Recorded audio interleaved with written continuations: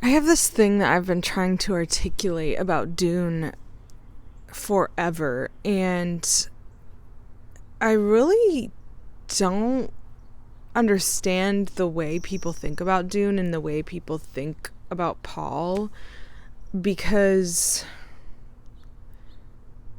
there's this narrative of him, well, he had to do that because the jihad was going to happen anyway. And my whole thing about Paul and visions and prophecy is that when you have visions, it's because you want those things. And they come true. A prophecy comes true when you've pursued your heart's desire. And Paul, I think ultimately what is being said about Paul, at least when he's following the golden path, is that he wanted all those things, and he thought that a jihad and killing 61 billion people and scorching however many planets was worth the price of walking the golden path, until he didn't. Which, whatever. I don't really want to talk about that because I feel like people don't talk about his era of post golden path. But, dictators rise to power because they pursue that thing. They want the control, they want the power over people, and they are able to keep going because they justify what they want morally. And Paul morally justified his desire for power by saying, I had to do this because in the end it's going to save humanity. Humanity was on the brink of destruction and I saved it. And I just fundamentally can't agree with the idea of being okay with killing 61 billion people and thinking that you're saving humanity. That's not congruent, and that's always been my issue with Paul, which leads me to, believe that in the beginning, Paul believed he wanted power and he thought walking the golden path was worth it at some point, and then he left that path because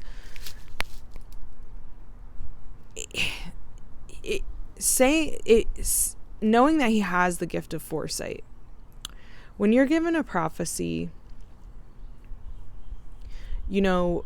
and you decide to walk a path and you see an omen of like, if you walk this path, this will happen to you, and maybe when you first hear that, you don't understand fully what that means, and you're like, whatever, it's worth it.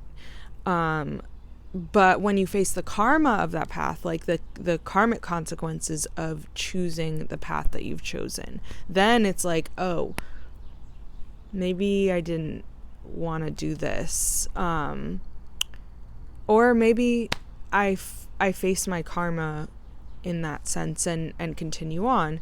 And Paul came to a moment where he was like, wow, I don't want to be a worm guy. And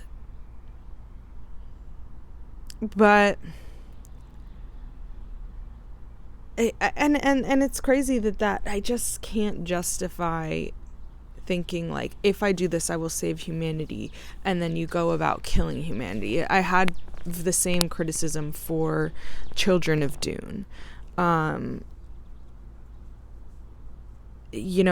Leto there's just things that the systems that these characters want to keep intact, that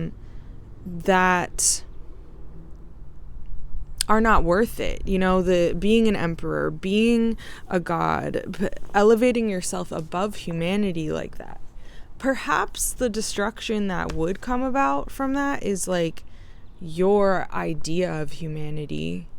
If both of them said, you know what, killing 61 billion people, not worth it to walk the golden path. I guess humanity will be destroyed. And in that moment, the thing that's destroyed is their idea of what they think humanity is. Their idea of humans is that humans must be ruled. The galaxy must be ruled. The spice must flow. But it's funny how the whole system collapses without the spice. They only want the spice because it gives them power.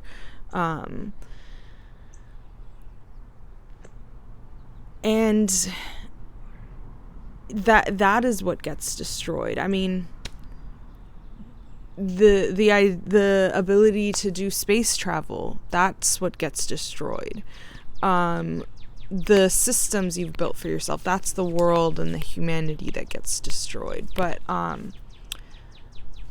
humans can choose a different path. I feel like this is what I've been, saying with the new body or the 3 body problem. It's like, what is the cost of power when you get the power you're still miserable? Because that's the thing with Dune and Game of Thrones and the 3 body problem. A lot of these incredible books is that these characters are striving for power and control over their surroundings, and no matter how much they get it, they're still miserable, and they're still paranoid, and they're still worried that they're going to lose everything, and they never get to this moment that they're hoping power will bring them, which is security. In Dune, nothing is secure. Everyone is constantly paranoid, and talk about drug use in circles of power. It's just like, you're paranoid because you're not sober, and you can't make coherent decisions. You're doing too many drugs. I mean, that's what happens with Paul and Alia. It's just like, at some point you're doing so many drugs and you're still not receiving the divine answers you're seeking. You're pushing your mind and your psychic abilities to their limit, and it's not, it's cool what you can do, but it's not giving you the power you seek. So you're on this constant, endless search of it until you finally, decide wasn't worth it, not worth it. I guess it's interesting that Leto was like, did the full Monty, like, yeah, I'm just gonna, he released his humanity. Like, this is how prophecy works, I think, is just, there's other interpretations. It's like, if you walk down this path, if you don't walk down this path, his humanity got destroyed anyway because he became a worm and a god.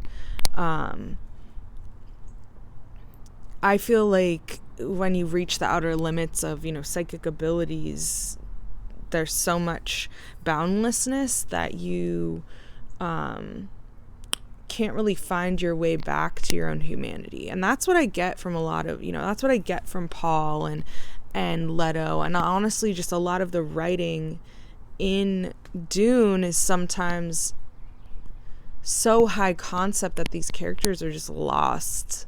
Like, they don't know how to move forward because everything is melding into everything else. Anyway, that's my issue with Dune.